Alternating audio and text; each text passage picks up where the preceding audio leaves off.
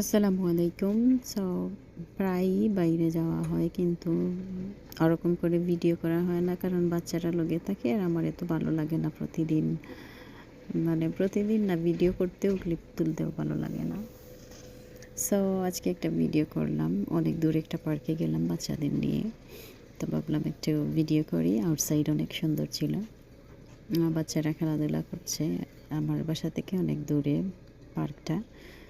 So অনেক সুন্দর পরিবেশ ছিল, অনেক মানুষ সেখানে।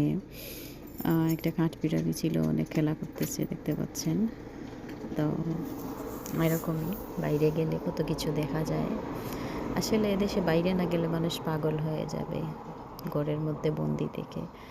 আর একটা সুবিধা হচ্ছে গিয়ে বাসার পাশেই আর কি পার্ক থাকে। সো একটু পরেই বিশাল বিশাল পার্ক থাকে, এখানে এনজয়ের অনেক থাকে। এটা একটা লেকের মতো, অনেক বড় একটা লেক, দেখতে পাচ্ছেন। সো এখানে নৌকা দিয়েও মানুষ করে 20 পাউন্ড দিলে প্রায় 1 ঘন্টার মতো এখানে নৌকা চড়া যায়।